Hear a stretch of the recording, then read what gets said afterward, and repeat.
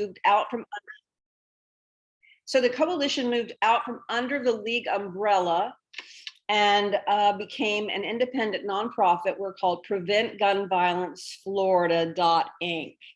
So because we're a C4, that means that we are partisan and we are currently endorsing candidates.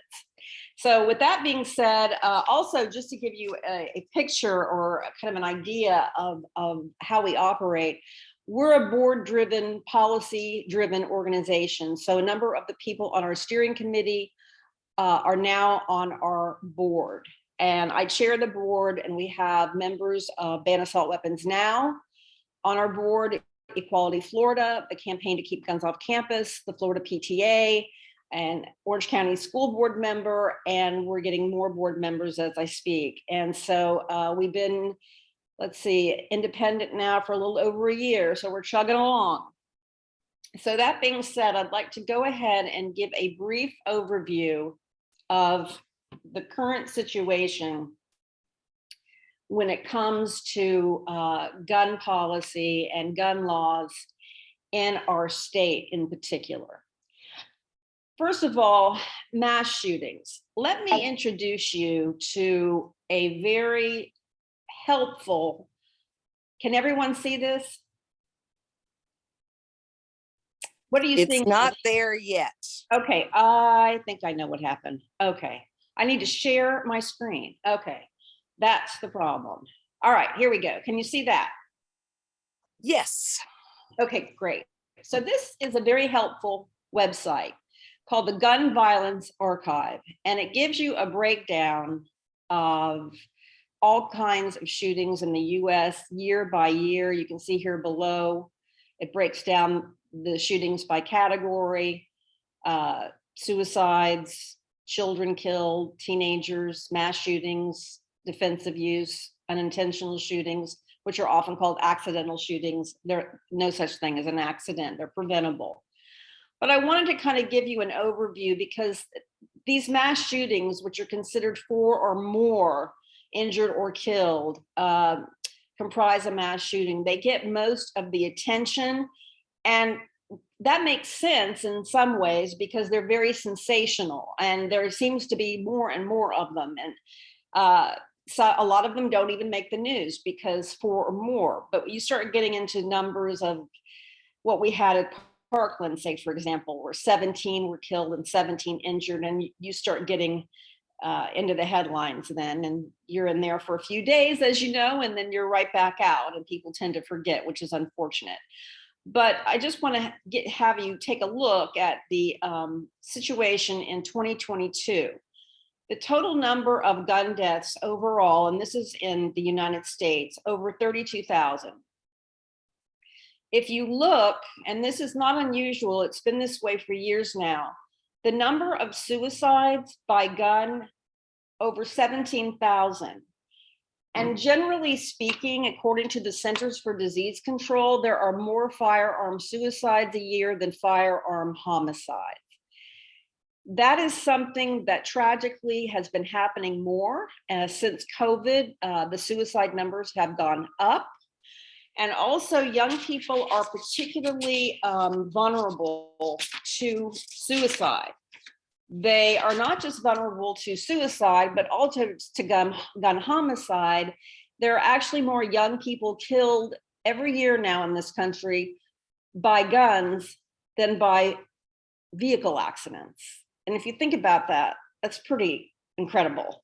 So all these numbers, if you want to take a look at the past years, let's see.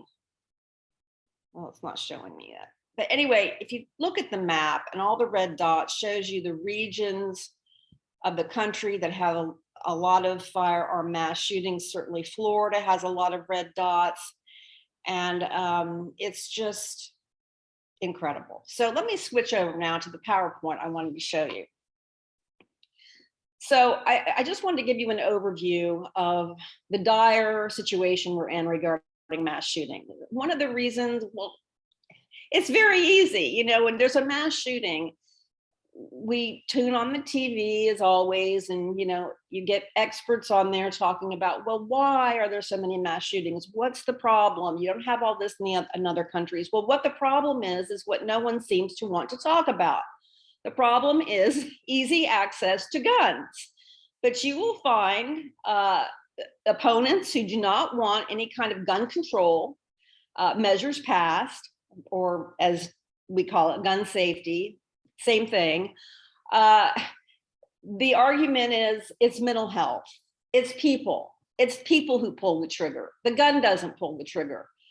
Well, that's true, but that kind of semantical argument is like the snake chasing its tail. It just doesn't make any sense. You look at other countries and their firearm homicide rates compared to the United States, very low.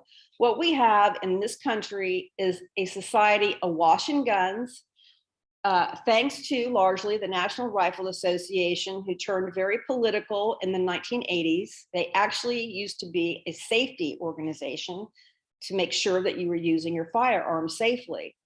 But they became politicized, buying guns became politicized, and it remains a political, very divisive issue. So let me, okay, suicide. I was just talking about that. Well, I got some very shocking numbers today, and I want to thank Carol and Nancy for sending them over to Linda. Carol and Nancy with the Brady Gun Violence Center. 2016 to 2022, 9,000 Floridians died by self-inflicted gunshots.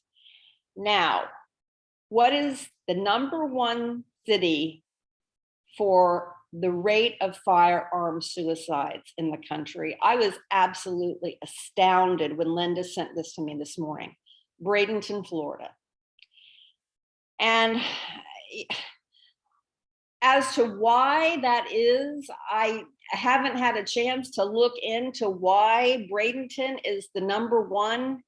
I'm sure it has to do with the population, the density of Bradenton, et cetera. But number 4 happens to be Sarasota, and I believe you're right next door to each other.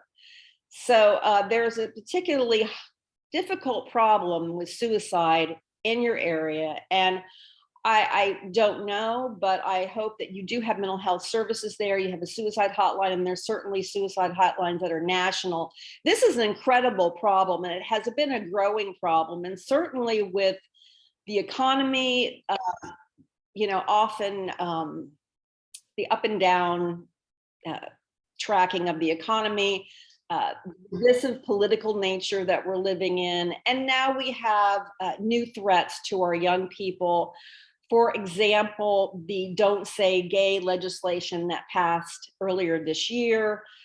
There's a shaming factor that young people are dealing with when it comes to their gender and sexuality. Teachers are afraid to, crying out loud, put up rainbow colors in the classroom. But you add all of these things together, the shaming of LGBTQ people, the economy, possible health care issues for the individual, the high incidence of clinical depression. And adolescents are particularly vulnerable to clinical depression. That's when your hormones are going crazy. So then you see an increase in suicide, with the breakup of the family, on and on about why the numbers are the way they are. Well, we could think about it and speculate all day, but the easy answer to this is getting rid of the guns. Because if you use a gun to attempt suicide, the fatality rate is 85 to 90%, whereas other means of suicide much lower, like pills, much lower. Using a firearm, you're almost certain to be quote unquote successful in your attempt. So suicides are particularly enhanced and made worse because of the easy access to guns. All right, where's my computer? I don't know why my computer is giving, there we go. So let me just talk a little bit about Florida's gun safety laws. And before I go into this, I just want to talk a little bit about safe storage. We're Excuse thinking, me, yes, Patty, I'm sorry, but our screens are still on your first slide about the archives. I don't know why that is. All right, let me You may have to stop your share and do start it again. Okay.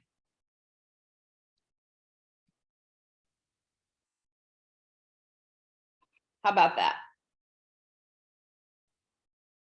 Can you see where it says Florida? Yes, Okay, great. Florida gun safety laws as of 2022. Okay. The previous slides were these numbers that I talked to you about on suicide, and that Bradenton is #1 in the country for firearm suicides. Okay, so let's take a look at the gun safety laws. But first, since we were talking about suicide and the easy access to guns, let's talk about safe storage. Florida has a safe storage law. And what it does is it says that if you have an 18-year-old or under, minor in your home and you have a firearm, you must have it safely stored. If there is a shooting with that unlocked, not safely stored weapon, and that 18-year-old or under is not supervised by an adult, that is a second-degree misdemeanor. So we do have a problem. All you have to do is pick up the paper nearly every week and you see a 5-year-old's gotten a hold of a gun that was not locked away. This is a significant problem, not just when it comes to these preventable shootings that are quote unquote accidental, but the suicide risk as well. So what is happening in the state legislature to make the safe storage law tighter? Because right now, second-degree misdemeanor, that's a very light penalty. We met, a number of us met with sheriffs and police chiefs in Florida years ago to talk about this problem, this risk to particularly our kids when it comes to unsecured guns. And we were told repeatedly, we can't charge the adults when there's a quote unquote accident. They feel bad enough as it is. Well, I get that, but when you have people dying or children being wounded to the point where they can't walk because of a preventable shooting, who's responsible? You can't expect a child to really understand the gravity of picking up a loaded gun. No, the responsibility falls on the adult. So we and other organizations and activists have been pushing for safe storage laws to be strengthened beyond a second-degree misdemeanor. And they certainly need to be explored in such a way as some accountability is put forward, because right now there's not much accountability at all. So let's look, and let me just also say that for the past several legislative sessions, we've seen legislators file safe storage bills. For example, Senator Tina Polsky has filed one every session for the past, 3 years. These are the mildest gun laws, gun bills that you could possibly imagine, because they don't take anyone's firearms away. They don't take anyone's bullets or magazines away. They just are requiring safe storage. Yet our legislature won't even hear the bills. So year after year, safe storage bills are filed and they don't even get a hearing. So we're used to the fact that the assault weapons ban bills don't get hearings. That's a controversial bill, but 77% of Americans want that. But this safe storage, you would think would be a no-brainer, but that's not the case. All right, so let's talk about some of the good gun laws that are on the books. Now, I'm sure you all remember the awful day of Valentine's Day in 2018, the Marjorie Stoneman Douglas shooting. In fact, the sentencing hearing has been going on in South Florida, and it's been in the papers, and it's really disturbing what's going on in that hearing. But out of that shooting came some good gun laws. Now, I have to pause here, though.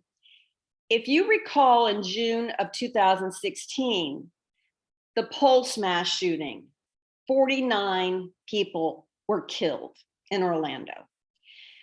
And we called for a special session of the state legislature to address gun violence, particularly semi-automatic assault weapons and high-capacity magazines, because it was an AR-15 style weapon that was used at Pulse, and most of these mass shootings, same as Marjorie Stoneman Douglas. We called for the governor at that time, Rick Scott, to call a special session of the legislature to address this. At the time, it was the largest mass shooting in US history. We wrote the governor, and we wrote the Speaker of the House, and we wrote the Senate President, and we received absolutely no response. It was quiet, it was crickets. So come up to 2018, why did the legislature finally do something? There's one reason, and it may sound cynical. The legislature was in session when this shooting happened. They had no recourse. They had to address it. And you had the students from Parkland and all over the state of Florida come up for the huge rally that was held at the Capitol.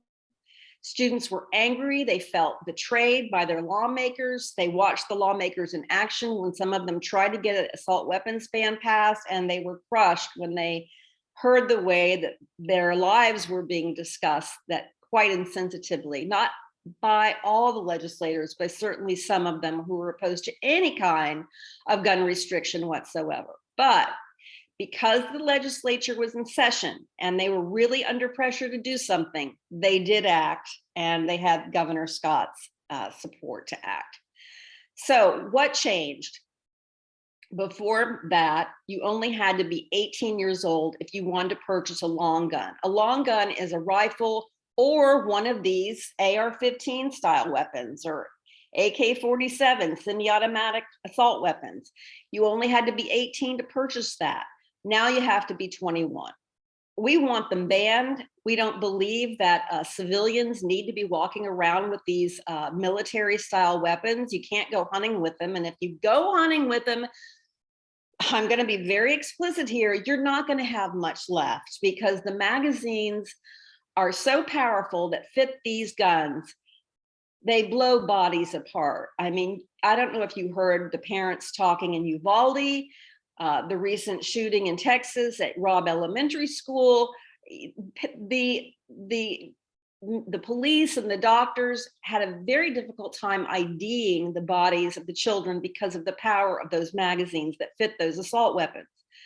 So we don't need to be walking around with those. The military, sure. Police in some instances, but civilians, no. Red flag law. The more appropriate term for this is extreme risk protection order. We were very glad to see this instituted.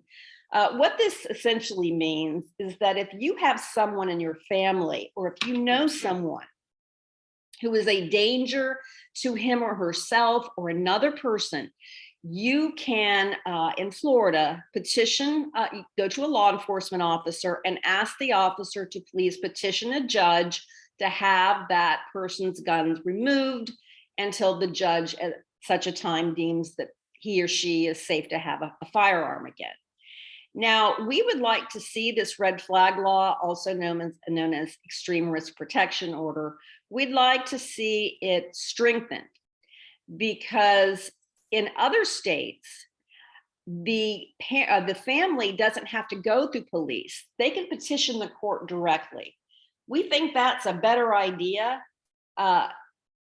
Well, because police often see things quite differently than someone in the home who's seeing this on a daily basis. So why not allow the family members to petition the court directly and not have a third party who is not truly familiar with the situation in the home? But the red flag law that we have now in Florida is a good start. Then the bump stock ban, we thought, well, that's nice that they included that. If you recall the Las Vegas shooting, it was the biggest in US history. So many hundreds of people shot. The shooter used a bump stock, and what that does is it just turns your semi-automatic weapon into an automatic weapon. You don't have to keep firing over and over and over and over.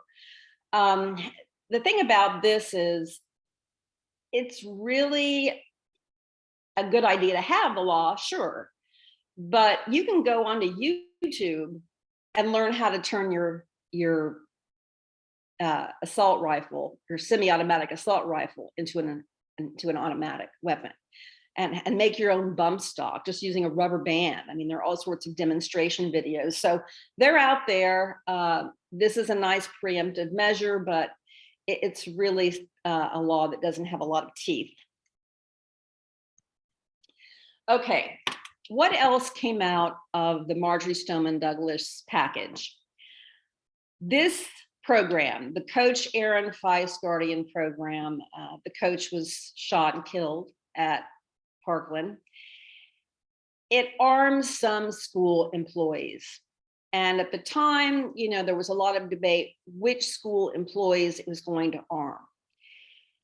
We don't want teachers carrying guns, and a lot of teachers don't want to carry guns, but it does allow school staff who are not exclusively teachers to be trained to carry guns on the job concealed as campus guardians.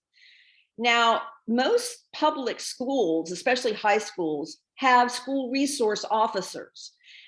Those resource officers are sheriff's deputies, and those, we believe, are the only types of well, let me put it this way.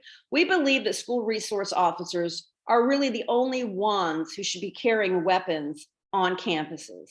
We don't think training school employees, and in some cases teachers who are not just exclusively teachers, maybe they are the driver's ed instructor, but they're also going to carry a gun. We don't believe that those types of civilians should be carrying weapons on schools, because any police officer, if you talk to them, will tell you that the kind of shooting drills that they undergo as police officers, these rapid shooter drills, are extremely stressful. A person who was in the legislature for a number of years, was a retired law enforcement officer, used to tell his committee members that shooter training was the single most stressful training that police undergo. That being said, think of the kids who have to go through these shooter drills. I don't know, some of them once a month, dive under their desks or whatever they're told to do. So it's stressful for everybody. The last thing you want, though, is people who are not really truly trained to respond to an active shooter on campus. Now, this does, the Guardian program, require, as you see here, the 132 hours of comprehensive firearm safety training. The question is that reoccur every year? Do they give psychological testing every year? How often are they, giving random drug tests to those who are volunteering to carry these weapons? We're not really sure. So there are a lot of questions around that. So we opposed, and when I say we, I'm talking about the coalition, which is now Prevent Gun Violence Florida, and also the League of Women Voters of Florida, opposed the Guardian program. And as a result, we had to oppose the whole package because they were all rolled together. And our legislators love to do that. So we thought the age raise was good, the red flag law, but this was the deal breaker for us. Okay. Oops, sorry about that. Okay, so what else has happened in gun safety since 2018 in the Florida legislature? Well, interestingly enough, not a whole lot. And it wasn't always that way. And I'm sure some of you remember every single year, you would have one or two legislators filing campus carry bills, which means that if you have a concealed weapons permit, that you would be able to carry a weapon onto a college or university campus, 21 or older. Well, that is a recipe for disaster. So we opposed that bill every single year. We had a couple of Republicans that we could always turn to help us block those bills. And, guns should not be a partisan issue. Unfortunately, they are, especially in our state. It's Republican versus Democrat. Unfortunately, that's just the way it shakes down. But so you had at least one or two Republicans that we could reach out to, please help us block these bills. And they would in committee. And those bills would die and go away. But of course, they would come back the next year. And eventually, a couple of those legislators who were very fond, and I believe one of them is in your area, or I don't know if he still lives there, but he's in Congress now. So he's not filing any more of the campus carry bills. But we are expecting to see campus carry again. What we have seen is in 2021, concealed carry expansion at churches where there is a school on the property. So a religious institution, it could be a Christian church, it could be a synagogue, a mosque, but the legislation is that, you're allowed to have concealed carry at these properties, even though there's a school on site, because there's a religious institution on site. And that's how they were able to, wrangle this. And we opposed it, but it passed without any problem. And of course it was heard. So it passed, and we now have this. So what is coming next? Well, that is what we really have to start preparing for. But before I talk about that, I want to talk about something that's actually really good. And that's some federal gun safety action. Earlier this year, the Biden administration and a bipartisan group of lawmakers in Congress passed the Bipartisan Safer Communities Act. What does this include? Well, more funding for states for red flag laws, mental health funding. It closes what's called the boyfriend loophole. So if you're being stalked by somebody who's dangerous, you have more latitude to do something about that. Enhanced review for buyers of guns under 21. This is a federal law, remember, because there are some states that it's still 18 to buy a long gun. School security resources, enhanced oversight of firearm sellers. So this sounds like a lot. We are very happy that the Biden administration took this seriously and worked with legislators and tried to get this passed with legislators on both sides of the aisle, and eventually did. And I will say that it's a start, but it's not enough. And any activist who works on gun violence prevention will tell you this is not enough, but you got to start somewhere, right? Okay, so what is coming next year? Well, it almost came this year. If you'll recall, we had a couple of special legislative sessions this year. One was called to address, it wasn't property insurance, it was another issue. And then like 6 hours before the legislators got to Tallahassee, it was slipped in that also on the agenda is Disney. If you recall the controversy over Disney, and the governor was very angry at Disney. So because of what happened there, and some of the legislators didn't even learn about that Disney bill being added to the agenda until they were getting into Tallahassee, and they had no time to study the bill, we thought, they had another legislative session that was called special session. I don't know how many weeks later, but it wasn't that long after, to deal with property insurance. And we thought, wait a minute, you know, there was a lot of talk about permitless carry, which I'm going to address at length. And a lot of talk from the governor saying that he would absolutely sign the bill, and he's promising to sign the bill before he leaves office. And it was really concerning, especially because they had slipped in that Disney bill at the last minute. So we got ready and we formed a large coalition and to address permitless carry in Florida. Fortunately, that bill was not dropped into that special session. So we pulled the plug on all the plans that we had to fight it, as we knew we would have to plug it back in for next session. So the session starts next March. Committee hearings start in January, and that's when the real action starts. So we are expecting, without question, a permitless carry bill. You know, the governor promises he's going to sign it, and of course, his Republicans in the legislature are going to follow what the governor wants. So we are expecting this to happen. What is permitless carry? Well, first of all, it's commonly referred to as constitutional carry. And let me just tell you, that is a misnomer. And we are asking, whenever we're interviewed by the media, please do not refer this to this as constitutional carry. There is no such thing. What this means is you can carry a handgun concealed in Florida. We're not taking an open carry, not yet. Concealed without a permit. Now, why is that bad? Well, first of all, Florida has, between Texas and Florida, we go back and forth as to having the highest number of concealed weapons permits. To get a concealed weapons permit, you have to be 21 years old. And of course, when you buy a gun, you undergo a background check. But when you get your concealed weapons permit, that allows you to carry concealed in the state of Florida and all those places that it's permitted or permitted, no pun intended, you can do that if you, number one, go through a more rigorous background check, which includes having your fingerprints taken, and you have to take a training class.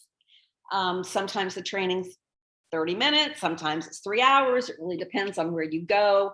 And you have to be able to fire the gun at least once to get your permit. So we do have some guardrails in place when it comes to the permitting program. Take those guardrails away. No more, well, certainly they're going to have a background check. If they buy their gun legally through a federally licensed dealer, if they buy it at a gun show where there's no background check from an unlicensed dealer, forget it, there's no background check. That is what's known as the gun show loophole, which we want to close. But if we have permitless carry, that more rigorous background check goes away, and so does the training. So we don't know what that means for the Department of Agriculture, because that's where you apply to get your permit in Florida now. We don't know if there would still be any kind of permitting system, but if permitless carry is passed, we do know the number of people carrying guns legally will increase. And just to give you a little bit of an example of how that's happened in other states, there are about 25 other states in the country that have permitless carry. And the states that have passed permitless carry laws have suffered from a 22% increase in gun homicides for the 3 years following the law's passage. And that more than doubles the 10% increase for the country overall. So let me give you a specific example. When Arizona repealed its concealed carry requirement in 2010, there was an 11% increase in gun injuries and deaths, 24% increase. So this is a serious problem. Also, police departments around the country reported a drastic uptick in guns stolen from cars, and that has coincided with the passage of weak public carry laws that allow owners to carry and store guns in their vehicles without a permit. So in an already dangerous culture awash in guns, why are we doing something that would make gun carry easier? It seems to be common sense. Shouldn't we be doing more to make our state safer? But that is not the goal of our governor and the Republican legislature. We're also hearing rumors, these may or may not be true, that we could see open carry, an open carry bill in Florida, or the permitless carry bill may include open carry. Currently, we don't know, but open carry means you can carry your firearm openly. There are a number of other states that do this. Texas, for example, has open carry. You can see people walking around with their handgun strapped to their holster, or actually carrying around their long guns. That's kind of scary if you think about it. In fact, in Colorado a number of years ago, there was a guy walking around the streets I believe it was either Denver or Colorado Springs, and he was carrying a rifle. And this woman spotted him and was concerned. Something wasn't right, even though, open carry was legal there. She called the police. They said, there's nothing we can do about it. He's, unless he does something with the gun that's against the law, it's legal to openly carry in Colorado. Well, just a few minutes later, he shot 3 people. So there you have an example of what can happen with open carry. And then we're also hearing, and actually the Marjorie Stoneman Douglas Commission that was put together after the Parkland shooting and made a number of recommendations to the legislature about what types of laws they want to see. We're hearing, well, the commission met recently, and that there may be an expansion of the Guardian program, which has us very concerned. We don't want to see guns on campuses. We don't want to see more people carrying them. Now, as you might, and I'm sure you are following it, because the league is always so great at education and educating each other on, and community members on, critical issues. Well, what you're seeing is, our governor saying, if you're in the military, come on over and, be a teacher, and, you don't have to have a bachelor's, we'll give you 5 years. And, then he said not too long ago, he wants former police to be teachers and whatnot. And, a lot of us in this field are concerned by that, because these folks have firearm training. And so if they expand the Guardian program and you have the governor inviting former police and military to be teachers, and you don't necessarily have to have a college degree to be a teacher, and then they expand the Guardian program, you wonder if those are the folks who are going to be carrying guns on campuses. We don't know, but it's a question worth asking, and we are going to be watching this very carefully. Okay, let me just briefly talk to you about the courts. We were watching this, and then what we were afraid of happened. New York State had a very restrictive concealed carry law. And this year it was overturned. And so we are wondering what the ripple effects are going to be. They're very restrictive in New York State as to where you could carry a concealed weapon. Now it's not as restrictive, and it's, you're more likely to encounter people, or not necessarily see them carrying, but encounter people who are carrying in New York than you would have, say, 2 years ago. But we're concerned that states that have similar laws that New York had, like California, Massachusetts, Hawaii, Maryland, would see less restrictive carry bills in the next years. We have a different US Supreme Court makeup now, and it's that court that overturned the concealed carry law in Florida. So, in New York. And that's very concerning, because once again, we should be doing more to prevent gun violence, not make gun access easier. Okay, so with that being said, I would just like to tell you about our organization again. We have a website, and please feel free to just type in your browser, Prevent Gun Violence Florida. You go to our website, you'll see our goals that I talked about at the outset of this presentation, who is on our board, all of our press releases, the statements we put out through the years, and we'll be putting on our endorsements up very soon. So you'll be able to see who we're endorsing. I can tell you right off the bat that our endorsement for governor is Charlie Crist. But I'm going to stop here and open it up for questions. I've always found that the best part of speaking to local leagues and other groups is the Q&A, because, and I want to hear from you too, because I know league members are not afraid to speak out, and I would love to hear from you with your questions, your suggestions, or anything else you might have to add.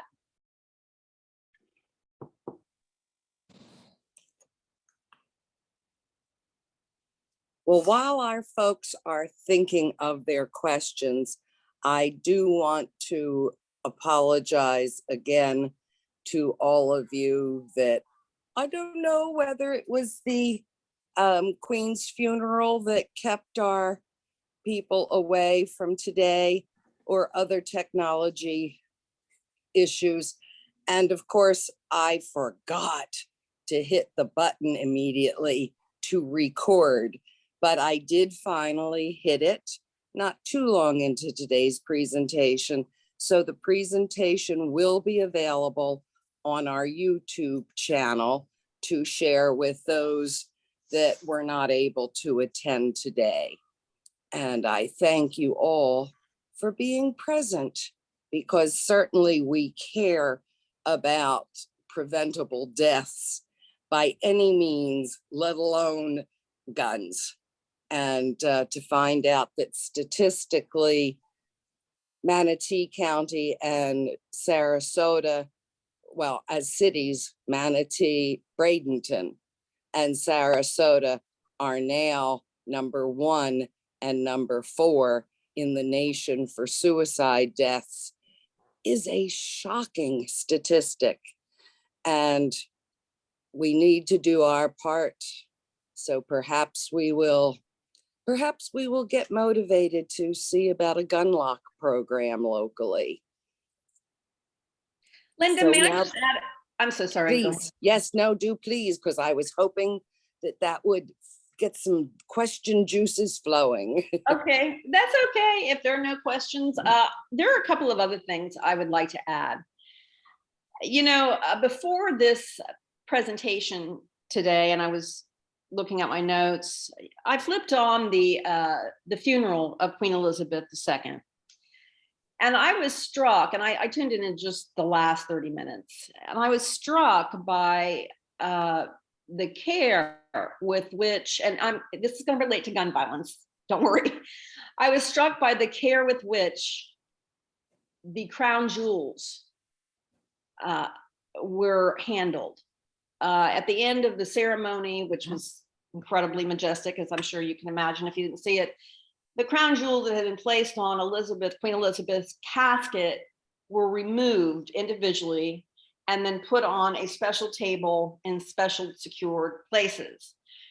And I was struck by the care that was taken to transfer those crown jewels.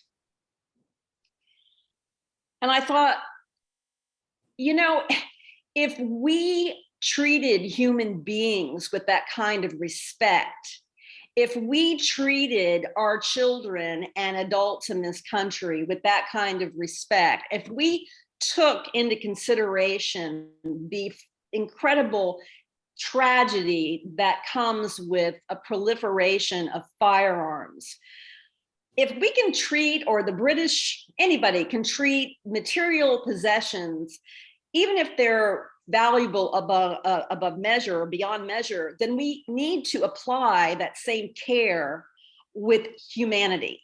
And that's not happening in our country now. It's a fetishizing of guns. It's not the kind of normal, have a gun on your farm or a gun to protect yourself anymore. You got folks who are buying guns en masse or stockpiling. And it's not a healthy obsession to have. And it's something that is hurting our country. And let me also mention that, and I was talking with Linda about this a little bit. You know, the league, it's so great. We work on and I'm not speaking for the league right now. I got to make that clear. But the league is so great because it works on different issues through a committee process or the convention process. And we have education and healthcare and the environment and gun safety. But as I think about what is going on in our country right now, because our democracy is clearly in trouble. And it's something that I think that we have to take very seriously and somehow find a way to come out of our silos and start meeting together and not separate these issues out so much. Now, for example, on the board of Prevent Gun Violence Florida, it's a very intersectional board. And it was when we were the steering committee for the coalition. We have members of the gay community. We have, we did have a healthcare person. We're looking for another one. We have educators. We have straight gun violence prevention activists. We have Gail Schwartz, who founded Ban Assault Weapons Now after the Parkland shooting. So we have a diverse group representing different issues. And somehow, I think that representatives from all of these different organizations, whether they be education, healthcare, gun violence prevention, need to begin working together, because this confluence of what is happening in this country right now, you know, we have an armed society. It's true. We have people owning guns in huge numbers, and we have weakening gun laws around the country, and Florida is about to weaken gun laws next session. We're going to do everything we can to prevent that, but we're also realistic, right? It's going to be a big fight. It's important that we all work together and see that, you know, gun violence prevention affects every single one of us and affects every single issue: healthcare, education, the environment, even these shooting ranges, you know, that are outdoors. It's a critical time to factor in gun safety and gun violence prevention to all the issues. Certainly education rises to the top of the list because there's more of a push for guns in schools. But when you have the American Academy of Pediatrics come out, saying that this is a, you know, critical public safety issue, that's right, it is. People are dying. So why I encourage all of you, if you meet with your legislators, I know that the league often does, hey, if we are going to value possession so highly, and I realize this isn't England and we didn't bury a queen, okay, but I was just struck by the care that they took with those jewels. What about the jewels of humanity? That's the key here. And that's what I think a lot of these pro-gun legislators are forgetting, and they need to be reminded. It's not about money, or it's not about getting reelected. There's something that is a higher goal here. It's about your contribution to humanity. Are you going to make a contribution to humanity, or are you not? And I think it's up to us to remind our lawmakers that we put them in office for a variety of reasons, but one of the things that we don't put them in office for is to make us more at risk to gun violence. So thank you for allowing me to say that, Linda. Oh, you are very welcome. We are so pleased to have you with us today and to address this very important hot topic. We will share your words with as many people as we can reach, and hopefully through our actions, we will positively affect all our fellow humans around us. So thank you so very much. Thank you all for being here as well to share firsthand. I hope that you all have a lovely rest of the day. Patti, again, on behalf of the League of Women Voters, Sarasota County, Thank you very much. Thank you. It was my great pleasure. I'm happy to talk to you all anytime. Wonderful. Thank you. We'll see you again. Goodbye now. Take care.